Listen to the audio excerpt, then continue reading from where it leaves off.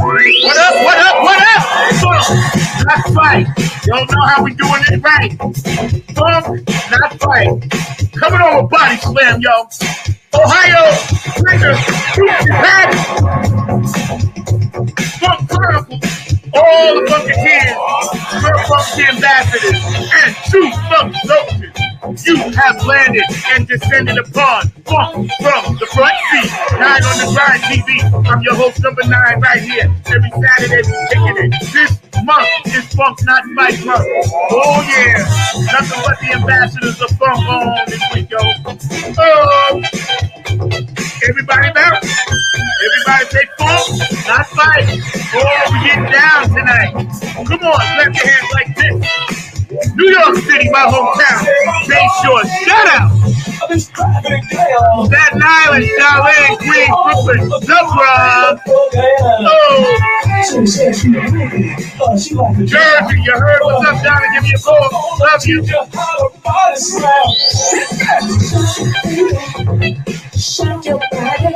Funk from the front seat, y'all. 9 on the Grind TV. Pennsylvania, Philadelphia, Funky Philly Dilly. Detroit, Minneapolis.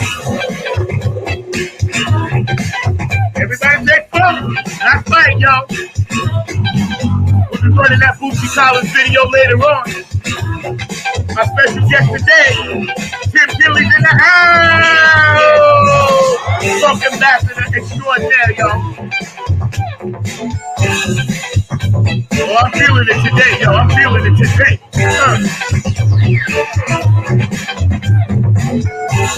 Shout out to all the true Funk soldiers around the world, holding it down. Funk not fight. Funk from the front seat, 9 on the Grind TV, yo. Shout out to my man Kansas Philly, what up, bro? Shout out to Allen, Florida, thank you, bro. Georgia, DC, Chocolate City, home of the Funketeers Ball. Shout out to my man Gabe and Mike Hampton up in Detroit. I saw the EG, the IG.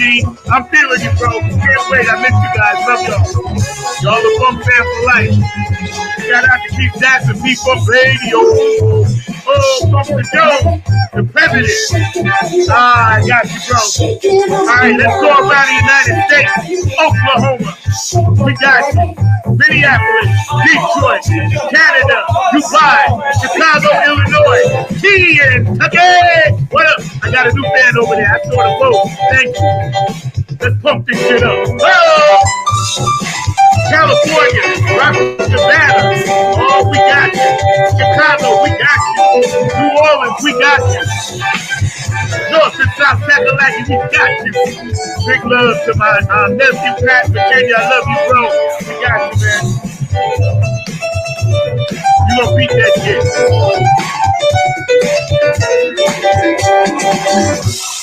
Big shout out to all the Funketeers overseas, Germany, Australia.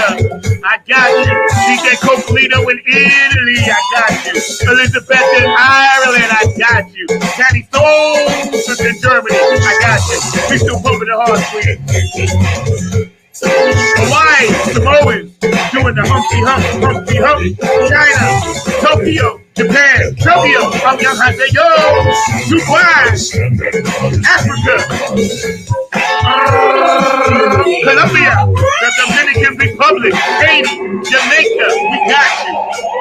All around the world, Peru. Let's Body Slam, Funk, not fight, yo.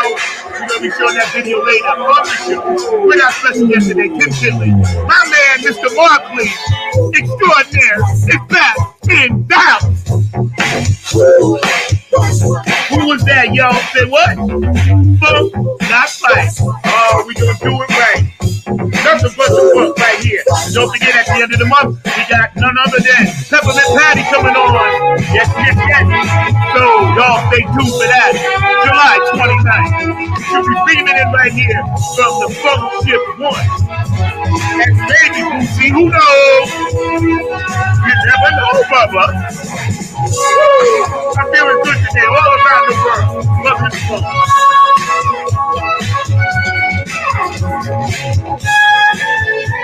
I love y'all y'all so much, man, and thank you for all the love and support. Tony Cam, what up? Shout out to the Nappy Funk Army 2.0. Y'all blew shit up the other night at the courthouse, man. Big shout out to OCMC. Yeah.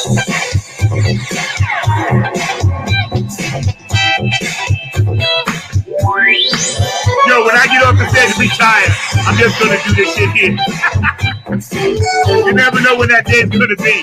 Maybe soon. Y'all gotta stay tuned for that shit. You never know what the funk is up to. We got a new song dropping soon, so I'll tell y'all about that too. Everybody clap your hands like this. Say funk, not fight. Everybody say funk, not fight. I love y'all out there, man. Nothing but the funk. Funk from the front seat. And on the Grind TV. We are upon you today. Just chilling out. I'm going to bring my man Mark Lee. Mark, you back there, bro? I need to see your face, man. Where you been at, man? You been vacating on me and ain't seen you in a while. You cheating on me or what? What's going on, bro? Right now, trying to get you a guest on. That's what's going on. So hey, I ain't mad at that. You can work very, very hard for that. But I just wanted to see your face and let my audience know, like, I didn't kill you off or nothing, or you ain't somewhere and gone off to CBS or NBC and done left our little show, and that you ain't over there in D.C. running for president and getting all your ducks in a row for that. And I know how it is, so I ain't mad at it. Anyway, man, I'm going to get you back off. Just want to say hi and see your beautiful face. Mr. Mark Lee's in the house today. What up, people? How you doing, man? George the Funky Vinci down in Texas. I love you, man. Shout out for all the states that I did miss. I'm sorry, and I try to get y'all somewhere, but I be just running through stuff off the top of my head. Y'all know how I do. It's always a freelance thing, always an organic thing. This is Funk Not Fight Month on Funk from the Front Seat. And before we get started, a few shout outs. JTRP, P-Funk Radio. Love you guys. Gabe Gonzalez on Wednesday nights. Philly Phil, get on the Funk Bus on Tuesdays. Robin Circle of Peace still funking down there. Larry Funkster Jones on Saturday. A lot of the supporters from, Dayton, Ohio, be doing the whole funk thing with the Dayton radio scene, the Funk Chronicles. And we run that on 9 on the Grind TV every Sunday at 3 o'clock. You can check that out. We got some new shows coming up with, Jen Vanderputten and George the Funk Vinci putting some art shows together and some garden shows together. So we working on that as well, trying to expand our little network here and make it work and monetize what we can. So, anytime y'all want to drop a little something in my PayPal, at Zach Robinson PayPal, feel free. You can find me, look me up. I'm all over the map. We're working on some things for next year already for the Nappy at Funk Army videos and working on, bigger venues and things like that. So remember, man, this is important as we go down this list. HJ Entertainment, Kane and Jams, of course, Bootsy and Patty, of course, all the Club Funketeer ambassadors and all the Club Funketeers around the world. Keep doing what y'all doing. Tony Cam and the Funk All-Stars, and I'll be doing something with them on the 29th back in Lynchburg, Virginia, for the kids that we're teaching at the Funk School. So that's really, really dope. Afterglow 92416. Donna, hit me up, please. I got some merch. I just don't know where to send it. Q&A Entertainment. I love you, man. Q, hit me up, man. I got to talk. You my consigliere, so I need you, man. Brooke Clagett, my Funk Angel. I see you doing your thing, man. Booking bands. I'm so proud of you. I'm so happy for you. Just keep knocking it out. We're trying to keep funk alive as best we can, man.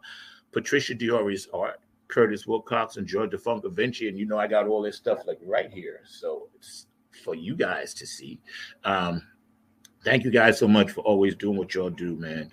Dr. Brookenstein taking care of the website for since 1998. And it was at 23 years now, something like that. So, he's been with us. He's been with us from the beginning. So I'm loving that. DJ Coccolino and Italy, thank you for always taking my funk and then turning it into house and dance over there. So that's dope. David Webb, of course, Funk Chronicles up in Dayton, Ohio. And we're going to be dedicating a nice thing that we're working on, collage and things like that. And it's going to be an honor to just hang our stuff up next to all the great Funketeers that came through. And we're working on that, man. And that's going to be really cool. It's going to be my Nappy Head Funk Army OGs because, they were the ones that started the whole thing, so it's going to be about them. And they deserve that. And that's really mad cool. So I'm happy about that. And of course, everybody out there that's watching, tune into the show. We run it at 6, we run it at 12, so you guys can check it out. Shout out to my girl, Chrissy Q. Rollins. Thank you for the crystal. I needed this again. I gave mine away to somebody that needed it, so I needed it. I'm rocking. This is my human costume. I'm really an alien. So I'm really trying to tell you, this is my alien costume, and I'm really trying to be human down here on a loveless planet. And we're going to start there. And I don't mean loveless like everybody doesn't love. That's not what I'm saying. What I am saying is, shout out to my boo. What up? Love you. Love you, love you, love you, Christy. My friend Janice, who hope to see you later for tea. I'm not saying that. What I'm saying is that we have to understand, like Christy says all the time, this is the planet where chaos happens. So if we're on this planet and we chose to come here and this is our mission and we want to do all this stuff and, we want to make the world a better place and we had to experience all this hurt, pain, and suffering in order to move on to that next level, so be it. But while we are here, the lessons that I think we should try to heed and learn and take into consideration is that it's all about the love. OVE. It's all about that. And no matter what race, creed, color, religion, sexual orientation you are, it does not matter. What really matters is that we all strive, as my friend Robert Roskin would always say, for this unconditional love. We need that. Unconditional love is when people like my bandmates play for free. That's unconditional love. Unconditional love is when you're tired, but you got one more thing to do and you're so tired you can't do it, but somebody calls you for a favor, like my girl, and she runs over there to help out a friend. That's unconditional love. Unconditional love is like, people that stick with you through thick and thin, help you out and never ask for the favor in return. People that will look out for your kids, that babysit your kids at the last minute when they may have plans, but they love you and your children enough to know that, hey, you got something important to do. I don't. Unconditional love. Unconditional love is when we tolerate, and the key word, and I thought about this, I'm not going to preach today, but I feel like my father, so you may hear the sermon today. When we tolerate each other's differences, and I'm going to say that again, when we tolerate each other's differences, that's unconditional love, because we are all different. None of us march to the same drum. None of us wear the same outfits. None of us eat the same foods. None of us think the same thoughts. We are all different, uniquely different, but uniquely bonded together. That's the beauty of the Creator. He set it up in such a way to where everyone is needed. But as my big brother Bootsy Collins would say, no one is necessary. Everyone is needed. No one is necessary. I'm listening, big bro. So, we need each other. But truth be told, to quote Funkadelic, we're just a biological speculation sitting here vibrating, and we don't know what we're vibrating about. The animal instinct in me makes me want to defend me, makes me want to live when it's time to die. All right? That's what we are. If you look at the grand scheme of things in the universe, we're just like whatever. Carl Sagan said it. I always tell people to read this book, A Pale Blue Dot. Okay? So as a pale blue dot, what are we going to do down here? We're just all like this nervous energy and fighting and this and that. And I hate you and I hate this and I hate that and I hate this and I hate that. And higher intelligence and higher people that vibrate at a higher level, and people that also understand that there's a bigger picture other than the one book they tried to shove down your throat. And believe me, I'm not knocking nobody's book, but please just don't knock mine. If you hear someone reference, hey, man, the Book of Enoch, or if you hear someone reference, hey, the Mahabharata, or if you hear someone reference the Quran, or if you hear someone reference the Christian Bible, or if you hear someone reference, the Judeo-Christian Bible, which I have read all of them. Trust me, I'm 65 years old. I've had a lot of time to read. Or if you hear, an agnostic, Or if you hear somebody say, hey, I may not agree with you, but I can roll with you. I got your back. Believe me, when soldiers and military men, and shout out to you guys, police officers, military, firemen, policemen, people that drive the ambulances, when they work together, they don't really care what the other person is. All they say, and I talk to a lot of people in those fields, they just want to make sure the other person got their back. And we need to take that concept and we need to transfer that to how we live our daily lives. We basically just want to make sure that somebody has our back, and yeah, I get it, Mark. We good. No worries, bro. I got it. We are trying to make sure that when we run across a situation, and as we learn and get better at these things, we don't overreact. Saad Guru teaches that. Billy Carson teaches that. And if you're ever in need of a good podcast to listen to Danica Patrick. Besides mine, listen to her. I'm trying to get her on the show, because she's like, she blew my mind, What up? What up? What up? Good morning. How are you? Have a blessed day. Thank you for tuning in. Appreciate you. When we look at people that are telling us all these good things, and all of the people that are doing this, what we feel is negative and dark energy. Like Chrissy said, the dark is really just the light trying to be the light. So sometimes we may need to show them. And I don't think we should let people personally try to harm us physically. But I think now in this country, we have gotten so soft when it comes to people saying things.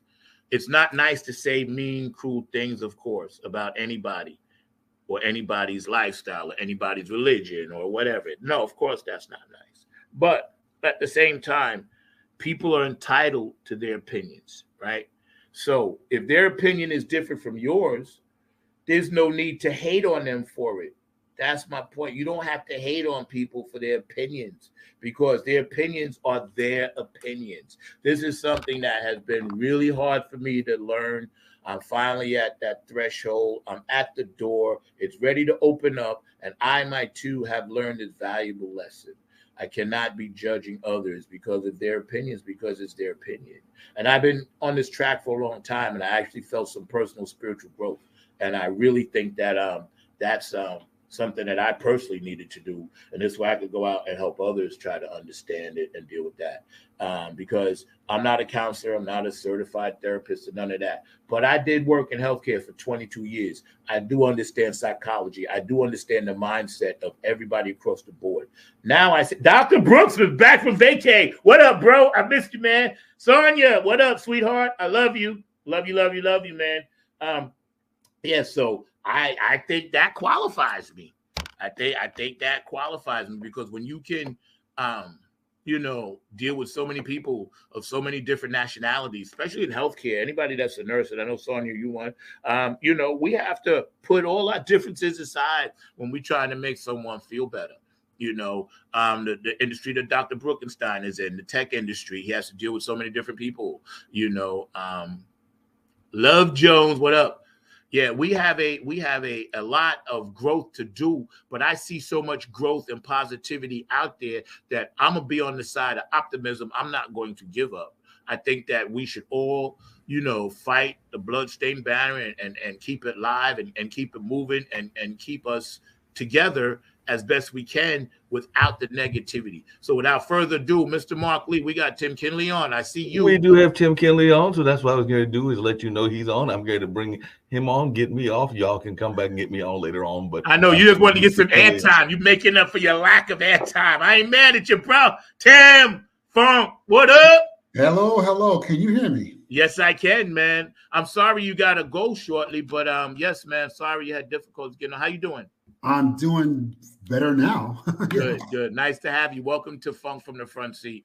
I like your quick thoughts, and just give us a quick background on you before I read your bio real quick, and just let me know what time you actually have to go so I can. No, I can stay with you for as long as you want. Oh, great. That's awesome. Then good. Then we can start at the top. Ladies and gentlemen, I usually do a big whole spiel and the music, and they bring you on, but okay.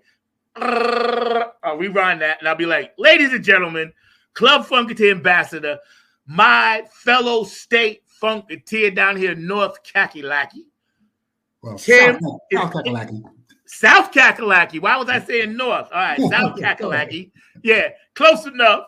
Down here hanging out with us. And I'm glad you made it, and I appreciate you, man. So, tell us a little bit about, who you are and what you do and your connection to the funk. But take your time, please. No rush. Right. My name is Tim Kenley. I am a archivist and historian for Parliament Funkadelic. I've been in that capacity since 1978. Wow. I have been involved in numerous documentaries, CD compilations, and CD compilations, documentaries, and also many published works as well. In the past 5 years, I have already hosted events with both George Clinton and Bootsy Collins. So could you speak up just a little bit? Okay, I'm going to try to. Okay, no worries. Or just sit close. Yeah, no worries. I forgot. No worries. Do you want me to? Can you hear me now? Yeah, it's a little bit better. Yeah, a little bit better. Yeah. Thank you. Okay, so yeah, that's basically what I do. That's basically what I've been doing since 1978, and hopefully the funk community has benefited from it. Yo, we got your back, bro. First of all, I'm honored to meet a fellow Funketeer. Every time I meet a new fellow Funketeer, I feel grateful because, the amount of energy it takes to do what you do since 1978, brother, I applaud you. People do not realize how that is and then still deal with your daily lives. So number one. Exactly. When I'm not doing this, I am a professional caregiver for my developmentally disabled sister, Lynette. So yes, it's a delicate balance. God bless you, man. And God bless your sister Lynette. And I can see you're a true funk angel. And thank you for sharing that, man. When you got into this whole music thing, first of all, you're originally from South Carolina? I was born in Brooklyn and raised in Queens. Ah, my God, that's what's up. See, this is why we connected. See, New York is in the house. There you go. So Patty kept telling me about you, and we was trying to connect. And I was like, okay, Patty, I'm going to connect. We're going to try it. We were playing phone tag, but I know she'll be happy because she sent me a text the other day. And she said, good job, to both of us. Thank you, guys, and all this other stuff. So Patty's always hitting me up, pushing us all up, man. And I love her and Boosie for that, man.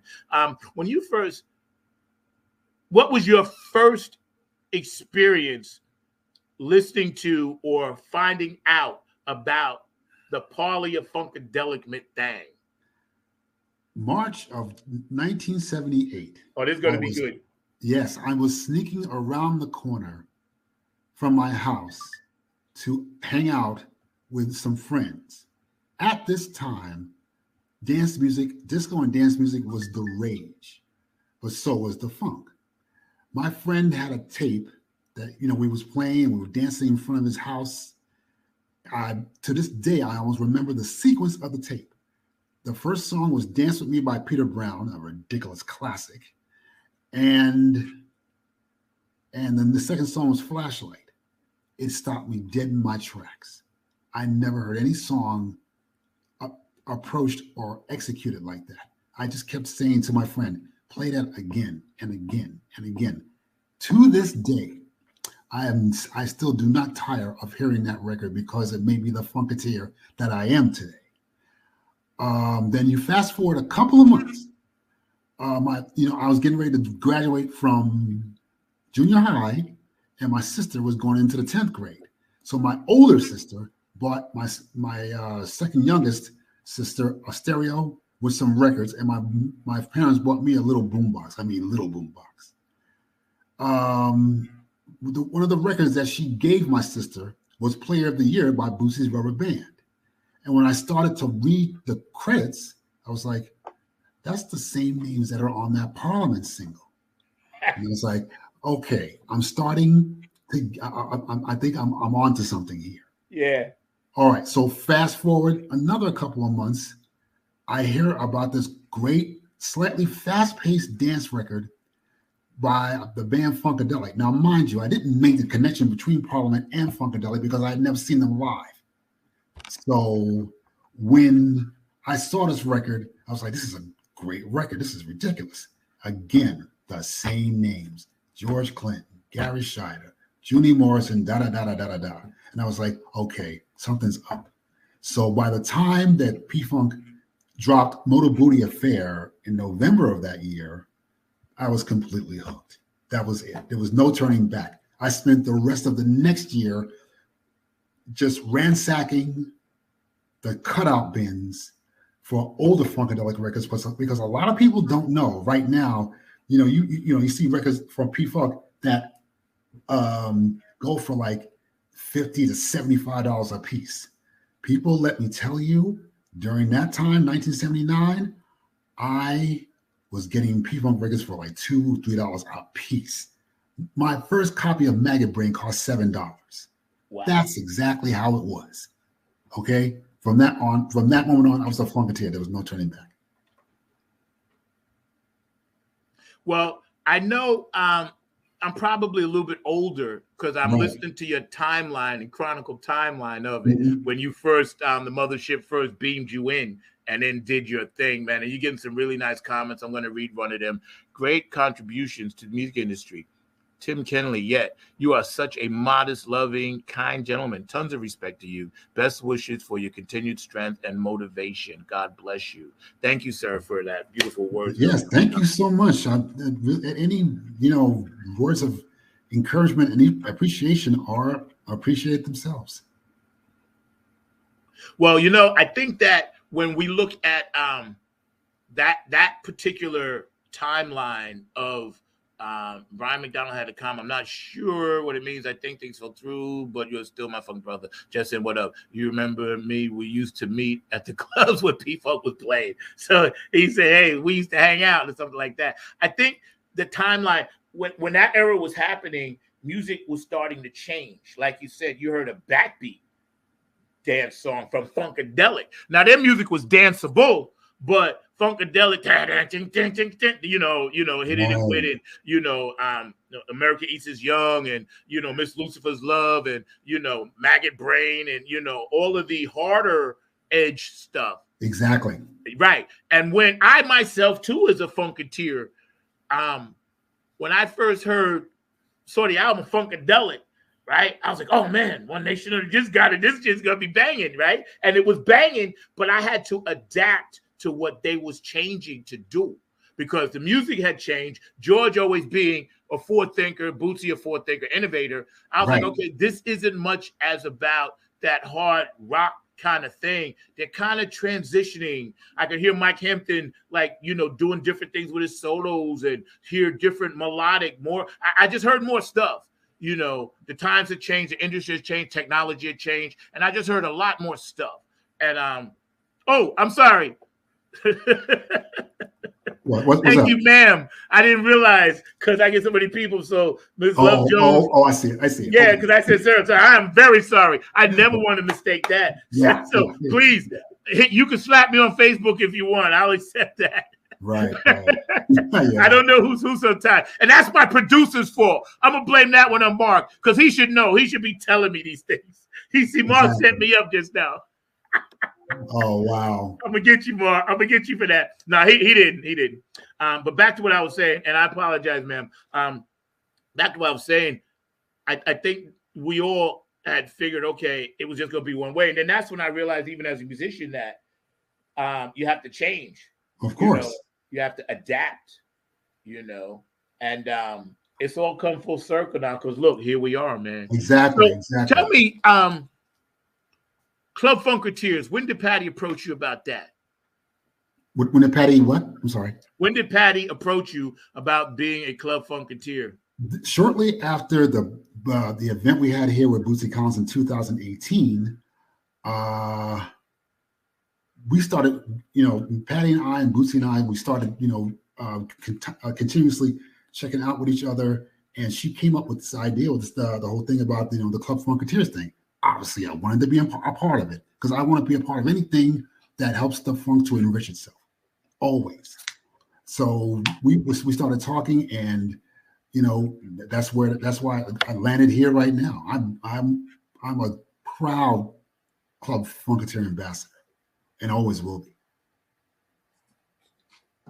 The amount of Club Funketeers around the world, and we all connect, is such a beautiful thing, because I know I was sitting on my porch during COVID, just sitting there playing my bass, just watching people go by, social distancing, locked in my apartment. Bro, it was brutal.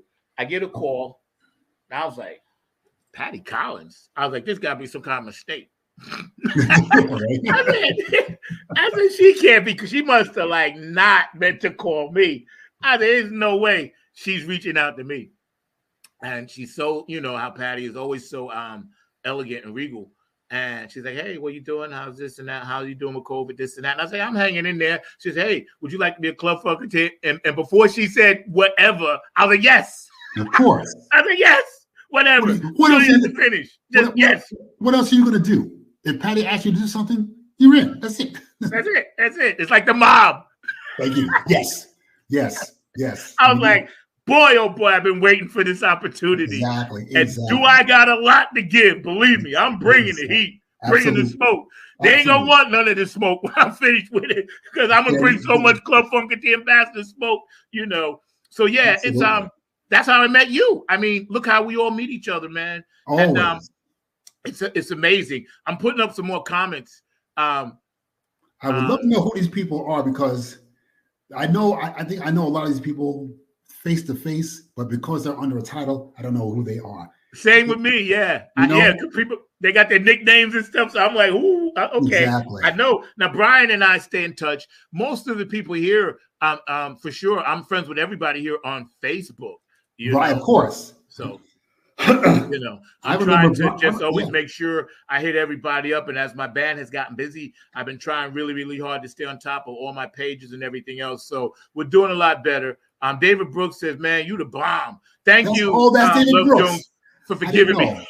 I didn't know that's great, David. I love David. That's Dr. Brookenstein. That's Dr. Brookenstein. I can identify some of them for you. I know Brian, because Brian used to work at St. Mark's Sounds in the Village. Okay. Yeah, so I know all of them. Absolutely. Yeah. And Lucy Lovejohns, I don't know who that is. It's this beautiful woman. I know, and I remember seeing her on Facebook somewhere. But again, it's so many things. There's so many things going on. So we try to make sure we acknowledge everybody, because it's very, very important. And again, I opened my monologue about unconditional love. This right here, all these people taking time out, of course, to dig what we doing. That's unconditional love, man. I just want to jump in with something. Just organic, bro. About the COVID thing. Yeah. Because I know how you feel during the COVID thing. Questlove and I think D-Nice gave me the inspiration to do some P-Funk mixes to do I guess Facebook Live P-Funk mixes. And I thought this was just what the people want. People are on lockdown. They're depressed. Let's put a little funk in their lives. And I was having a great time until the powers that be, sit down upon and said, no, you can't. And it wasn't just the powers that be. It was Time Warner Music. They just completely shut down, not shut it down, but muted part of any mix that I did that involved anything that they owned. And I was like, come on. Nobody, neither Questlove nor D-Nice nor myself are charging for these mixes. We're trying to make people's lives better in the middle of one of the most catastrophic events of our time, which is very little compared to how catastrophic it was, and yet they just couldn't see that. So I'm just very glad that you brought up that thing about COVID, because we needed, if we needed the funk, it was during COVID. You know what I'm saying? I think when you say catastrophic, I think you're definitely pointing out something that was undersold and overbidded, if you understand what I'm saying, because we forget we're still in a kind of malaise, you know. We're still post-COVID PTSD-ish, trying to find our niche again. Right. You guys are blowing up the chat line. I love y'all. Keep it up. I'm gonna put them up. Boom, we roll with it. And I think Funkadelic and P-Funk gave us a sense of hope, because we realized, you know, you may be in South Carolina. I may be in North Carolina. Sonya may be in Texas, you know, and we all still had that thing, funk. You know, they couldn't take that away. No. They couldn't stop that music, because the internet said, listen, here's the one good thing y'all could do with the internet. Now you can all connect. Of course. How did you feel about that? About what exactly? About like how we used one of the things that people take for granted just to keep us alive, basically, the internet. Oh, shoot. I was using it all the, you know, everything was closed down around me. You know, my sister's program was shut down. The library was shut down. Everything was shut down. The only thing that kept my head together was being with Donna McCoy, one of the greatest women you'll ever meet, and one of the most devoted Funketeers you'll ever meet. So, you know, she's been a diehard Funketeer since 1967. Okay, so for her to be in my, and you know, for us to share our lives and to share it with my sister, that kept my head together. Funk, of course, kept my head together. I don't think there was a day during the hardcore moments of the pandemic when I wasn't listening to P-Funk. I had to. If I didn't, I don't know where I'd be. Yeah. You want to talk about PTSD? Forget it. If I didn't have Funkadelic in my life, I don't know where I'd be. Yeah. I know that when we started reconnecting and really blowing up the Club Funketeers was during COVID. Yep. Because I connected with Cheryl. You know, I connected with Patty and Bootsy. I started connecting with Sonya, Keith Jackson and, George, Dr. G, George Darden, and all these people, because the Funketeers ball had gotten canceled, obviously. Yeah. And so everybody was like, wow, where am I going to go? What am I going to do? This and that. And people was trying to do virtual things. And some of it was good. Some of it was not so good. But everybody was basically very kind, because when I saw a lot of things that didn't really work well, and people didn't jump on them or nothing. They just said, hey, we realize, hey, everybody trying to reboot. So let's just try to all be positive. That's where it comes down to, this unconditional love. You know, I saw more of that during COVID. Now we need to get that back. It's a shame that, no, it's not a shame, because I guess it's just it's part of humanity and part of the human condition. When people become more compassionate, more thoughtful, more aware of their surroundings in the middle of a disaster, in the middle of a catastrophic event. And I can't take that for granted. But you're right. I do believe that we should try and bring back that compassion and that understanding, not take it for granted, because COVID can happen again, or some kind of equivalent to COVID can happen again. And we shouldn't use that type of event as an excuse to be compassionate. Let's just be compassionate 24/7. Let's be understanding 24/7. Let's look out for the people next to us 24/7. You know what I'm saying? I think going forward, and we're going to address the elephant in the room in a minute. We're hanging out today with, my funk brother, Tim Kinley, and he is a righteous, down-to-earth funk brother, obviously a caregiver to his beautiful sister, and also this man cares about humanity. I know, because I talk to him. He cares about humanity. He is like my brother. And Zach Robinson is one diehard, compassionate, and very patient Funketeer. because he didn't yell at me. I hope before this happened, and he was very understanding. Yeah, I tell you, I just yell at Mark. I didn't yell at you. I'm never gonna yell at my guests, but Mark be catching my shit all the time. God bless him. This brother should have killed me 3 years ago because I yell at Mark all the time. Off air, I am a raving lunatic. And Mark knows he's my brother. But bro, I didn't yell at you. I just simply did. I gave him your number. I said, get him on the air. Exactly. Shoot, Mark should have killed you before COVID from what you're saying. Hey, Mark you think I'm paid. Mark has the patience of Job. He's a reincarnated Job. I'm telling you. Mark is one of the best, like you, grooviest human beings I ever met, man. And everybody that knows Mark knows. Yeah, exactly. I'm glad I'm able to do more of this. I would love to try, get my philosophy out there. But not just my philosophy, but and by the way, obviously I have to give a shout out to the APT page because right now I believe we're 18,000 members strong, and we do nothing else other than promote the P-Funk. That's it. Nothing outside of it. Yeah. And that needs to be done because if we do not keep this funk alive by any means necessary, like George and Bootsy and Bernie say. I watched a doc on Bernie the other night. He was in another country. It was about an hour and 20-minute doc, a great doc, kind of like at the end of Bernie's journey here. And he just got into some really deep things about music and, things. And I watched another one on James Brown when Bootsy was young and they were overseas playing. And these things are out there now. So for everybody that wants to keep funk alive, man, y'all can keep them alive. We're hanging out today with Tim Kinley.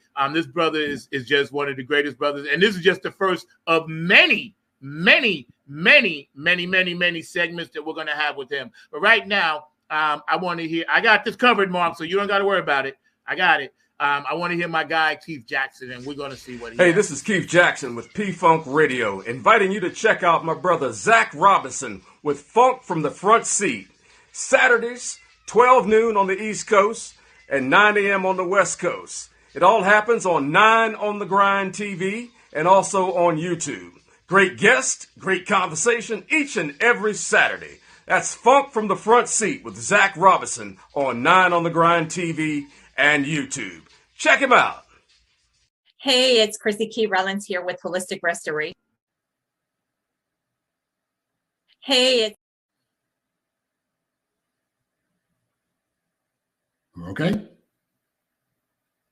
Hey, it's Chrissy Key Rollins here with Holistic Restoration, inviting you to check out Zach Robinson with Funk in the Front Seat. He drops new episodes every Saturday at noon on the East Coast time, and replays are posted for whenever you miss a live stream. You can find him on 9 on the Grind TV and also on YouTube, and get ready for the funk because he brings it every week, along with hot topics, amazing guests, and great conversations. Again, that's Zach Robinson with Funk from the Front Seat on 9 on the Grind TV and YouTube. Go check them out.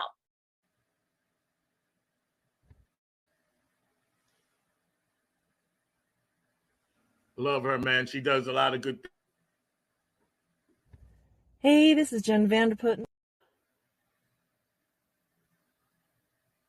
But it's been doing that lately. And, hey, this is Jen Vanderputten, writer of Code and Prose. You are watching Funk from the Front Seat with Zach Roberson. Tune in every Saturday at noon for excellent and important conversation. I got one more. Mr. Joe Keys, my guy. Love you, Joe.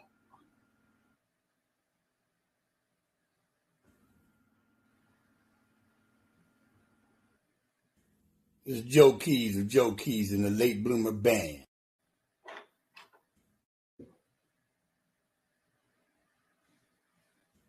This is Joe Keys of Joe Keys and the Late Bloomer Band. Just did a show with my man Zach. Number 9. That's right. Number 9's got it going on. Check out Funk from the Front Seat.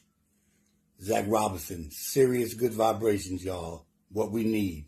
Peace.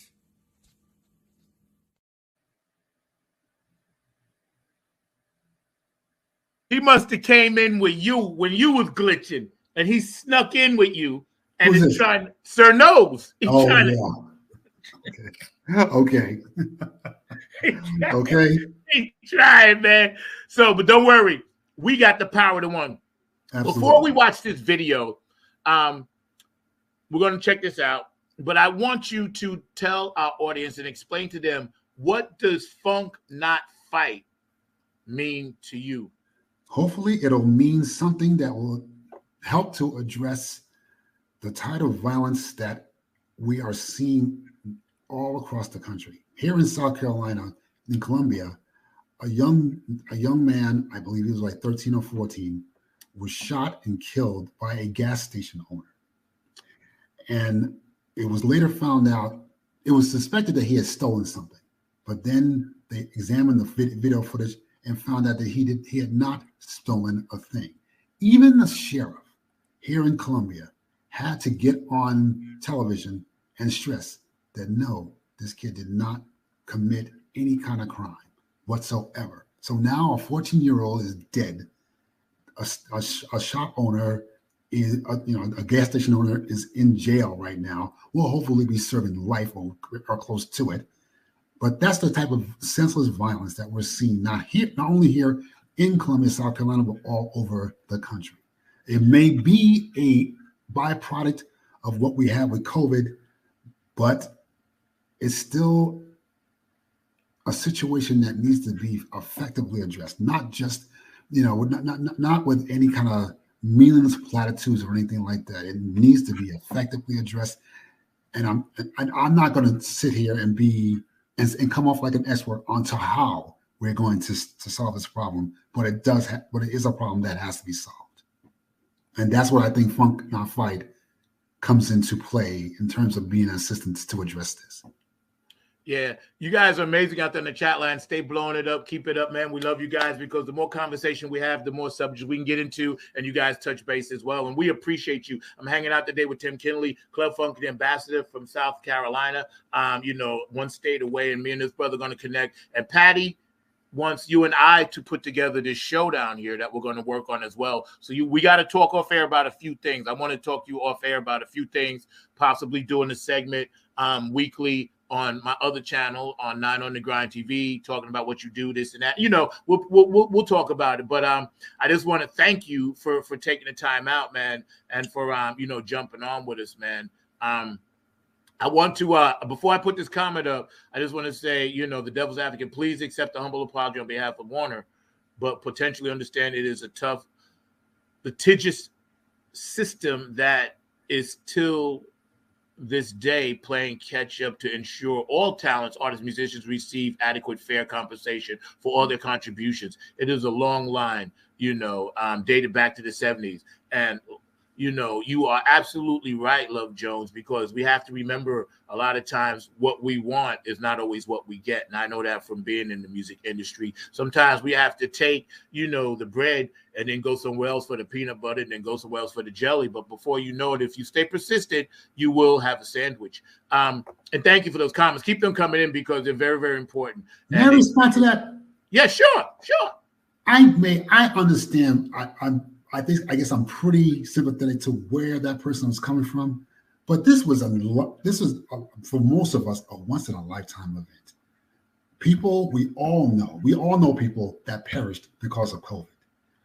Bringing people like D-Nice and Questlove and everybody else that did the same thing, I don't think infringed on anybody's rights. In fact, I would be totally sure that every artist that was played during those mixes loved those mixes and loved what we were doing, because we were making an extremely unfortunate situation a little bit more bearable. That's why I think just once the companies can, I don't want to say look the other way, but just read the room, read the world. We were all suffering from this. And what we were doing was not even a drop in the bucket in terms of trying to make people's lives a little more bearable. That's all I have to say about that. And let me just add this, and I love this conversation. This is great stimulation because this is what happened to me. Now check this out. I was playing my own music. Mark can attest to this. Bruh, I came on with Revolution, song that I wrote, my music on my CD, this and that, right? And Facebook sent me a fine.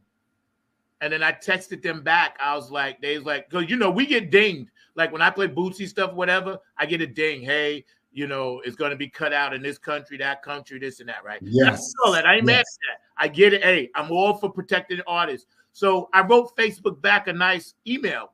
And I said, you know, sir, madam, thank you for the attention to covering and making sure artists and royalties, you know, I worded it very properly, you know, have attention to it and they know. And then they said, yes, you know, your song Revolution, this and that. I said, but I'm the guy, right? I said, it's my music. I said, I was just simply playing my own music in my apartment. So I think they're trying to work out the bugs. A lot of this stuff has to do with algorithms. It's right. involved, you know. So I love this conversation because basically what George and Bootsy and them are saying is take the radio back. Exactly. We're going to take it back. You said that you grew up in New York, correct? Yes, sir. So you know how hard it was to be a Funketeer in New York City. Because if you went to the Southeast, on the West Coast, wherever else, funk was getting massive airplay. Funk was ruling the world. But because we lived in New York and because we had to deal with disco, and I love disco too. There's a lot of disco songs I love. But we had to deal with disco and pop. Okay. And because of that, funk took a back seat to disco, and a lot of times we didn't get a lot of those heavy funk jams that they got everywhere else. So I know you know how hard it is to grow up in New York City and to be a Funketeer. It was very difficult. Yeah, I think like that's why when I was coming up in this and Bernie and them started playing Wetlands and you know, I'm showing some of these comments. You guys, man, are definitely doing your thing out there. And I appreciate it. Just keep all the comments coming in because conversation is about unconditional love. Wetlands, CBGB's, the Lions Den, the Red Lions. We played George Clinton's birthday party at the Lions Den, for instance. Yep. Right now, when they would come through, they was doing Central Park. They was doing the Brooklyn Bowl. They was doing all the places, the funk. But the funk bands, the way I got in it when I joined the BRC, Black, you know, the coalition, you know, and Vernon Reed and you know, Craig Ajamu and, you know, those people, Kevin Harrington and Pearl, they was all involved. So we kind of developed a niche, keeping it alive. Rest in peace, Greg Tate. Yes. Oh, my God. Yes. He loved my son. Yes, I actually worked with him. So, yes. So it was a perfect storm to kind of kill it off in New York City at that time. Gentrification. You know, people were pushing out the hippie kind of community like us and bringing in what you just said, the pop, the disco. And I worked in all them bands. It's great. And then when I would go like one state away in Jersey or 2 states away in Delaware or 3 states away in DC, I was like, soon as I get across the bridge, make my funk the people. Okay, I was like, I need to be living here. Thank you. Exactly. I went to South Carolina to visit relatives in 1980. The minute we got outside of the New York City limits, Aqua Boogie's on the radio. We go farther into Columbia, South Carolina, they're pushing Mug Push and Freak to Freak back to back. 2 records that didn't get any airplay in New York City. So you do you do the geographical thing. You do the Carmen San Diego thing. If Carmen San Diego had to try and find the funk, you go out of New York City. That's for sure. Yeah, man. And see, those artists will come in here and there. Like I would see Funkin' come through to New York once in a while, or Enema Squad on Long Island when we were playing that. And I was like, man, these guys are coming to give us something, and we're trying to do it here. Let's all just work together. I wanted to show the brother who just made that comment. Keith, you're going to dig this. This is an original from Rhythm Republic, right? And you can see on the bottom, I'm trying to show you where it says Wetlands. Right? This is how we used to. This was our Instagram.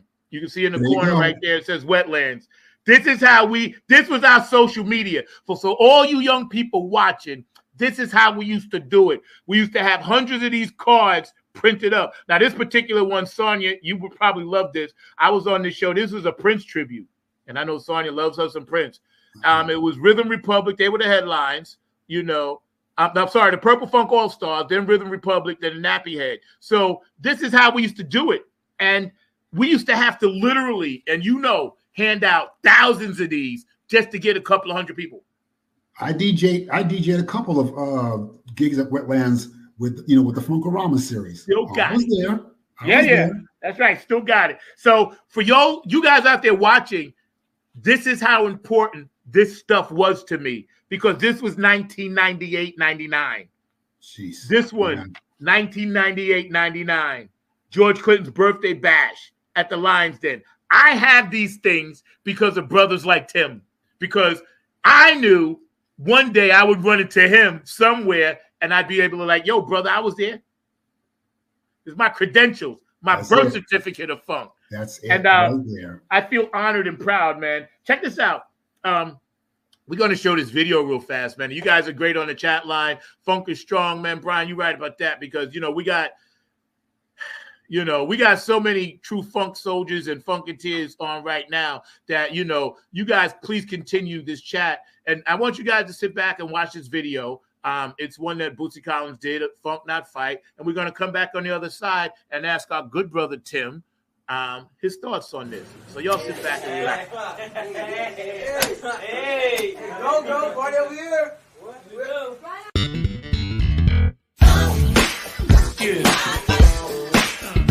I'm not a fighter, but I'm a lover. This kid named Money, he was always broke. He slipped down with my woman, and that ain't no joke. She meant the world to me, and that was no mystery. But when it got down to it, I had to funk him to his knees.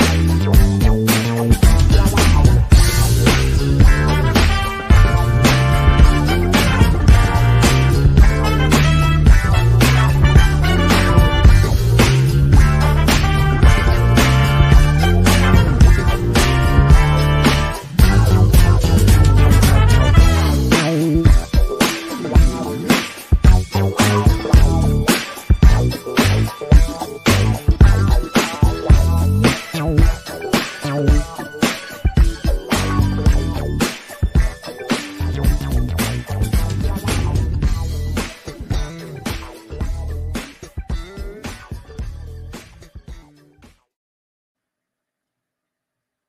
you go. Funk, not fight. Y'all feeling that? Y'all get it now? You true funk soldiers on this line, take this unconditional love that Tim is putting out, that I'm putting out, that Mark Lee's putting out, that all you guys are putting out. I'm telling you, we can do this. Absolutely. We can do this. Absolutely. Funk, not fight. Come on, y'all. We got some great comments. We're going to get to some of them in a minute. Then I'm going to ask you your thoughts on the video. First of all, I wanted to go back to my man.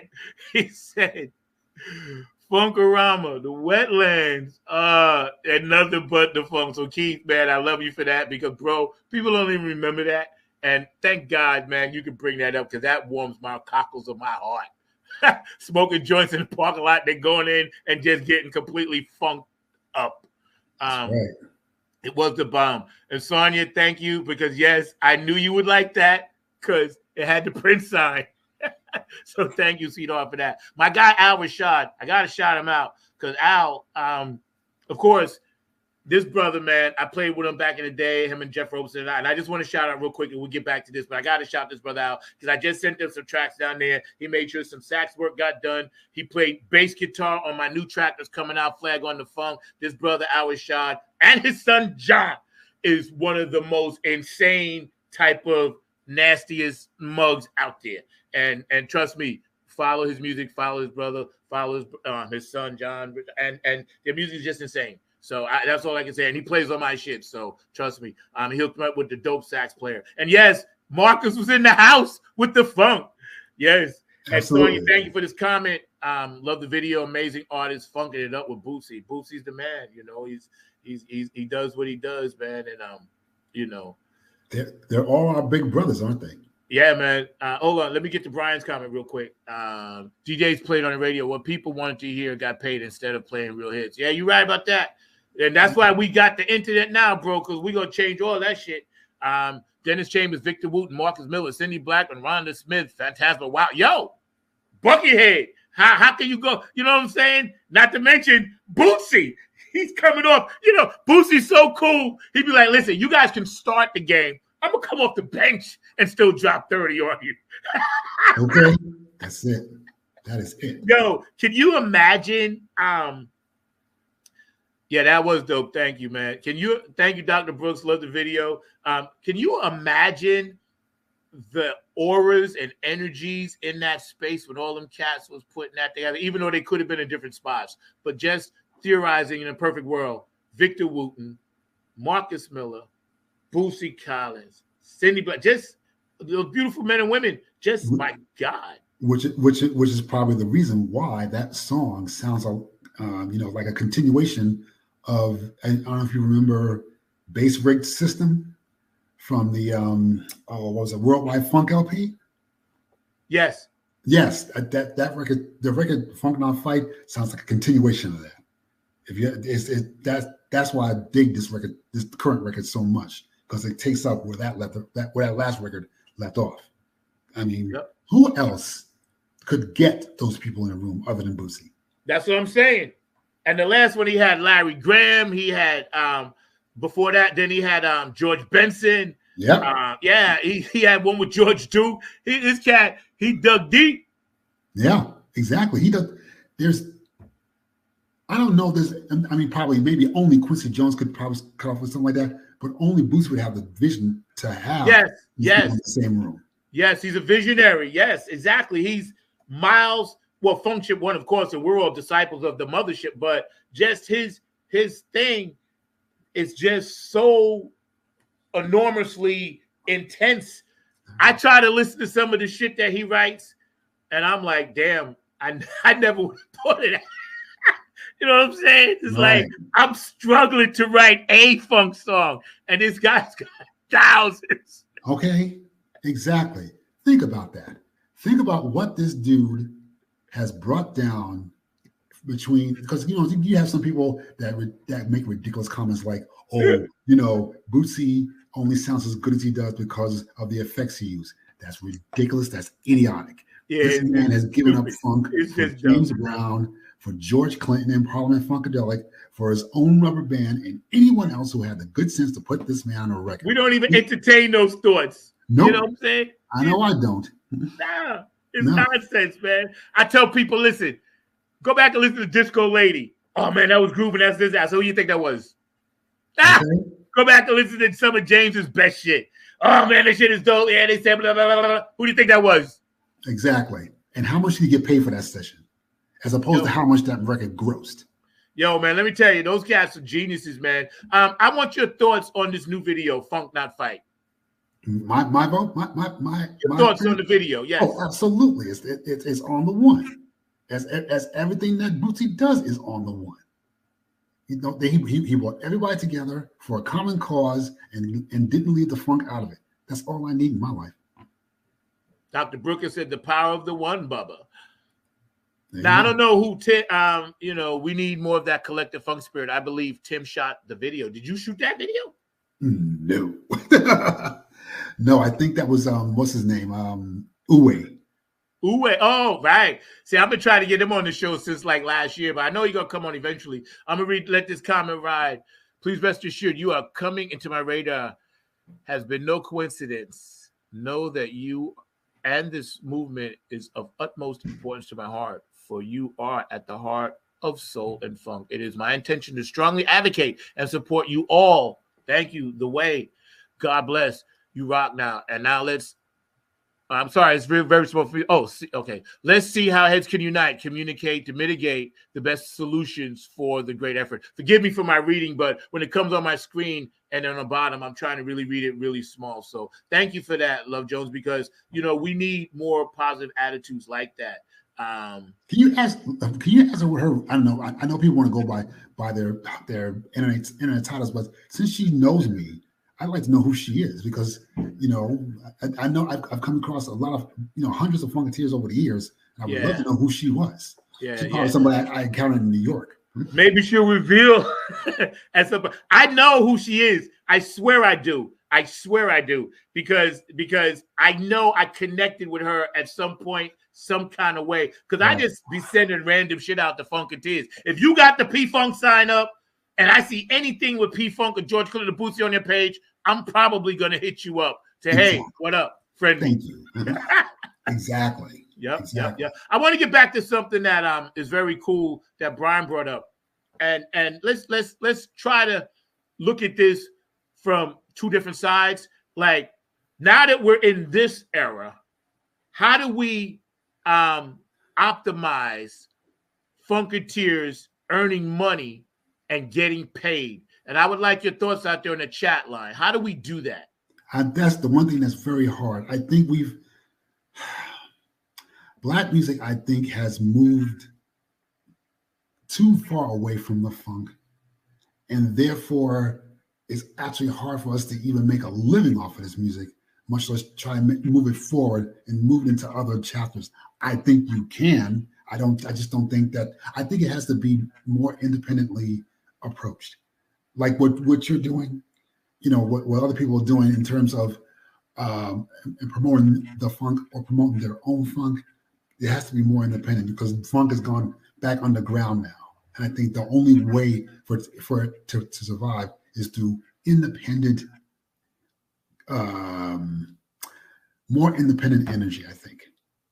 Yeah. It's hard. It's funny you say that because, starving artists, I can tell you what that's about right now, right? And this is not saying the struggle ain't real for everybody, but just trying to do the music thing, it takes so much revenue just to, try to earn back a little bit. Merchandise, and then you got to worry about paying the band, and then you got to worry sometimes you may have to bring sound and rent equipment, and just it's so hard right now being a band leader. It's not like it used to be where cats were like, hey, I'm down with you, let's just go. It's like now people want to get paid, and I can't blame them. They're working hard, they're doing this music, they want to get paid. This is why I really work in the studio with just like myself and two other people. I'd love to have everybody come in, but I can't afford to pay them. Exactly. And it's sad. It's not like a band used to go in and record everything, and it's now technology. Exactly. I don't expect anybody to make the kind of sacrifices that I may make personally.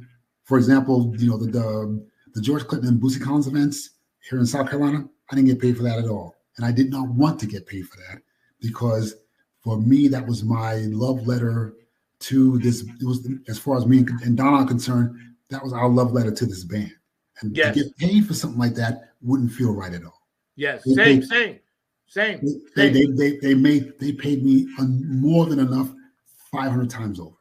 That's why I tell people, they look at me like, how can you be tired from a show and be like, okay, ready to go. I'm ready to go do another show. That's what I say as soon as I'm done with a show. I tell them because, listen, I would do this for free. The love of funk music and performing and playing and being at funk concerts and seeing other funk acts, I'm telling you, there's not a funketeer out there that performs that wouldn't, or that does artistical work like yourself, that wouldn't do it for free, because that's just who we are. I talked to Keith Jackson, and he calls it a labor of love. Shout out to my guy, Keith. I love you, bro. Of course. That's exactly what it is. Yep. It made us who we, hell, I wouldn't be the African-American I am now without the funk. That was a music that in my view, gave us aspects of our character that I don't think we even knew we had. You know what I'm saying? I think it gave us a purpose. It gave us our outlook. My outlook on life is totally defined by the funk. And I always say it like this: funk is the center of my consciousness, and P-Funk represents the center of that. When I listen to those words you just said, my soundtrack is defined by all the music we grew up with, and then to individualize it and hone it in, it's funk. Exactly. I was coming to my own 14, 15, 16. Funk was coming into its own, coming out of the James Brown, Sly, and Hendrix era. Earth, Wind, and Fire was coming into their own. I heard a song called Mighty Mighty. I was like, damn, they're allowed to play music like that? They can make a 15-minute song, one song? I was like, are they? I literally went to my older brothers and sisters that was mentoring me, and I said, are they allowed to do this? You know what I'm saying? Thank you for saying. See, that's the thing. You were so lucky because, regardless of what kind of relationship I have with my brothers and sisters, they didn't nurture me in this. Funk was something I embraced on my own terms, and that was a great thing. That way, no one could distract me from how I felt about the music or the emotional connection I was making to the music. So that's a good thing. Yo, brother, I'm loving this interview. Everybody's so sweet and kind on the chat line. We all just doing our thing. Mr. Mark Lee, I wanted to get you in here, man, and get on some of this conversation because, we have such an amazing audience out there that's watching. And those of you, please continue to support us. Funk from the Front Seat, 9 on the Grind TV, every Saturday, 12 p.m. Eastern Standard Time, 9 a.m. Pacific Time. And Prince was smart and told us the audience what was up, and you're absolutely right, because even though we're jumping back and forth, these two conversations have a lot to do with each other, as it brings us to funk, not fight, because we're still holding up the bloodstained banner, boom, the Funketeer, boom, the R&B flag, boom. All of us that are Funketeers are holding it up. So, hey, Zach, real quick. Mark, jump in, man. Yeah, Zach, I was going to jump in because I was actually doing a little bit of reading on this powerful brother, Mr. Tim Kinley, and a little bit of the things that he talks about, including his filmmaking and all in that space. And actually read a interesting quote that you had. I think it was on Facebook or some other dialogues back and forth, but you were actually talking about an artist that I had the pleasure of seeing perform many years ago as part of the Blues Festival, and a lot of times people don't recognize his legacy and his connection to funk music and everything. But I'd love to hear some of your thoughts around none other than Bo Diddley, because that is who I was reading that you were talking about on one of your posts, and his kind of connection to rock and some of the things that we've even brought up before, which is that sometimes folks get a little bit too much credit that they don't necessarily need, and all in that space. Not knocking some of those folks, but definitely the Bo Diddleys and the others aren't always admired as much as they probably should be. But I just wondering your thoughts about that. If anyone has injected the tribalistic feel of music into rock and roll, That's Bo Diddley. He really brought it down to some tribal roots. Not to mention the fact that I believe he had one of the first female drummers in his band. That's pretty deep for somebody who was starting out the way that he was. I have the utmost respect. I know somebody who used to play with Bo Diddley. I believe his name is Scott Smith. And we every now and then we get into like conversations about Bo Diddley and people of his generation. I have the utmost respect for him. I don't think you can have a comprehensive record collection and not have Bo Diddley in it. If you don't have any doubt about Bo Diddley, there's a serious hole in your collection and you need to fill it. Well, I'm going to tell you my Bo Diddley story, Mark. Yeah. I grew up on Bayshore, Long Island. Bo Diddley's son, Danny McDaniels, went to my high school. Wow. And Danny and I was tight. We used to hang out. And we just knew him as Danny's father. Right. Even though we knew he was Bo Diddley. Right.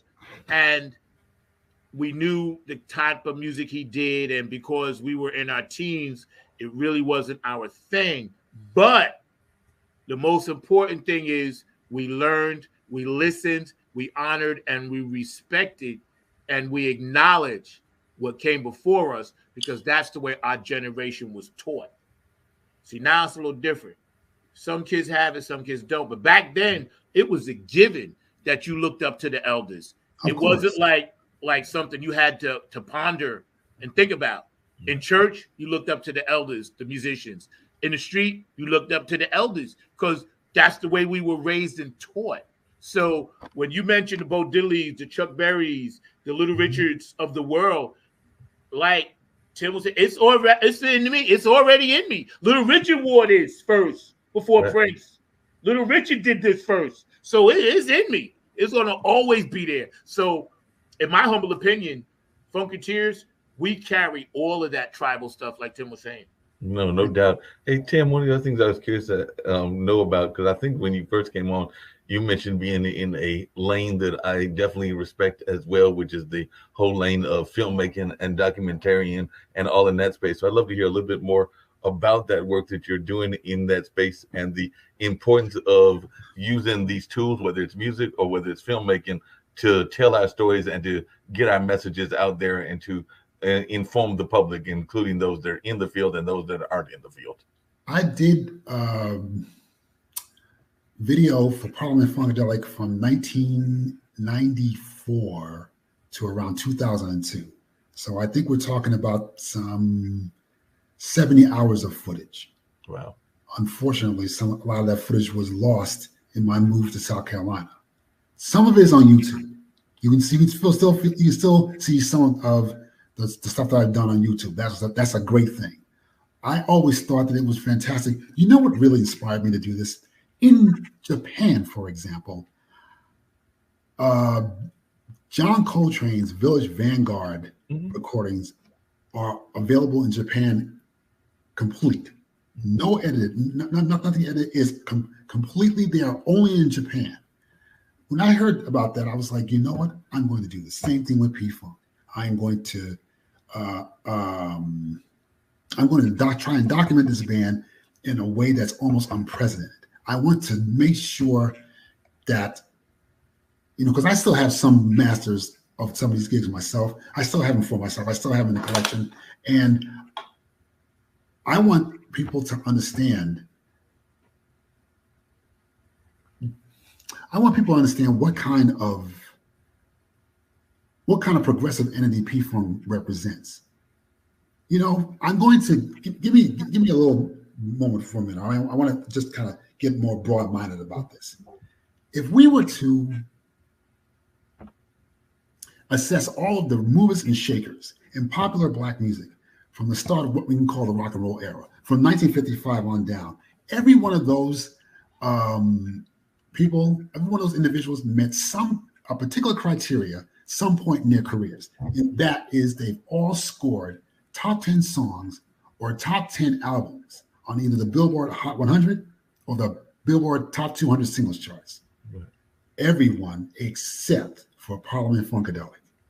no top 10 singles, no top 10 albums, no Grammy nominations, no American Music Award nominations, not even an NAACP Image Award nomination, no cover stories on Rolling Stone, no cover stories in People magazine or any of the pop culture mags. They didn't penetrate the white pop consciousness in the way that every other mover and shaker has done. And yet, fast forward to 2023, Parliament Funkadelic is one of the most influential bands of the 20th century. That's just a simple fact. In the history of music. Thank you. And that's why I went forward so much into trying to document almost every move they make. You can go to a bookstore and get books on damn near the Beatles' whole history on a daily basis. Mm-hmm. We need to be the exact same way with Black music and especially funk. We need to be that way with every underground musical movement that Black people create. Amen. I had Danny on a couple of weeks ago, and he did that book that's coming out. He's going to come back, and it's deep. I am looking forward to that book a lot. Yo, man, I'm telling you, I got a little few behind the clip excerpts of it. Yo, let me tell you, him, people like that are doing this, we trying to just push this thing. That's why I know we're going to succeed, because God gave you the will and the strength to actually do it. And everybody on this thread is down with this 100%. And Absolutely. I know they are. I know they Absolutely. are. I know they are. I'm glad you're doing that book, because it would be, because I know a lot of us listen to these P-Funk records like, who is that on bass? And we like to guess, we do guesstimates. That doesn't work. I've been corrected so many times in terms of who I thought played on a particular record. So I'm glad he's coming out with this. Yes, me too. Because I know there was times when Boosie would play something, and then you hear a little bit of, say, maybe George said, okay, Boogie's, just do this part there. You can hear the two bass lines melted together. So we always played a game. We never knew if he was right or wrong, but we said, hey, who's this? Who's that? Exactly. I didn't. Okay, Mark, if you want to, I know Mark want to say something. Oh, yeah. I was going to ask you a question, because Zach knows this about me and everything, but I am a lover and becoming more of a lover every day of funk music, and definitely Zach has brought me into this fold and everything. But I have historically been a fan of jazz and blues for a number of years because of my own family history and radio history and all of that. But I actually think that there is a intersection, and I'd love to hear what your thoughts about this, that isn't talked about enough between funk and blues, which is that whole notion of Southern soul. Because when I look at the Line Dancers and I look at a number of others, that is an intersection that I don't think is analyzed enough. But I'd love to hear your thoughts about that, Tim. My personal opinion about that is, I think that we have to look at the evolution of Black music in a different way. I look at what we've done, what we've accomplished since the birth of rock and roll, before, as the evolution of blues theory.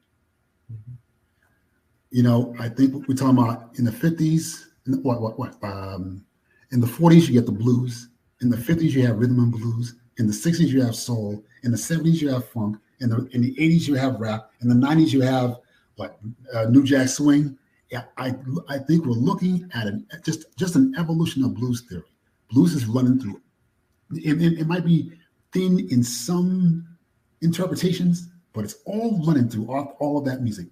You're going to hear blues chords and funk, in soul, in everything, in rock, what is speed metal? But blues chords speed it up, And I think we always have to remember or be cognizant of the blues factor, or be cognizant of blues theory. I know I always try to be cognizant of that. I always find myself gravitating more to those who represent or are dedicated to that evolution.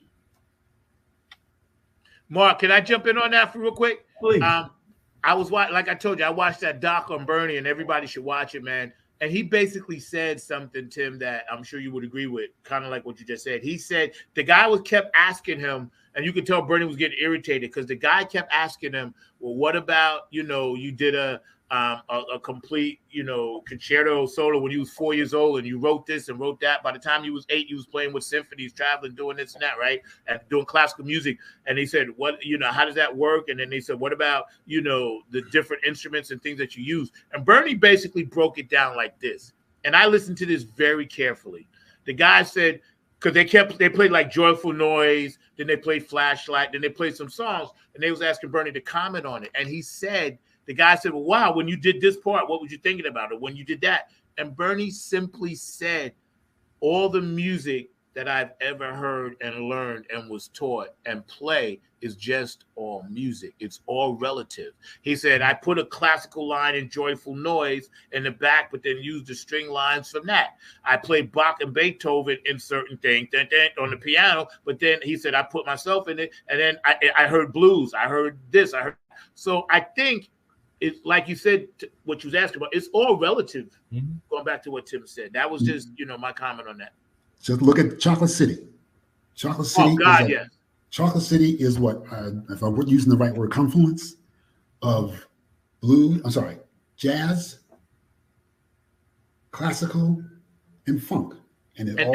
Right, that street sound. Exactly. It had that urban jazz street sound. Like Chocolate City was like you was right there in the living room and they was playing it. Exactly. Thank you. Exactly. So many people are merging so many different sounds, because I know that I just heard about a group recently that blends funk music, and of all things, they blend bluegrass. And there's a couple of them. One that does the hip hop bluegrass called Gangsta Grass, but the group that I had not heard of is actually called the Ebony Hillbillies, and it is literally getting some of that ancestral connection that even a lot of the quote unquote mainstream musicians don't understand, because I mean the banjo is really an African instrument, and a lot of people forget that. They forget that it literally was invented in Africa and all in that space, and it is the core of bluegrass and country music, but a lot of people will not acknowledge that. And I'd just love to hear your thoughts around that, Tim, because that's something that I think is not acknowledged enough, is the historical legacy of where the music even comes from.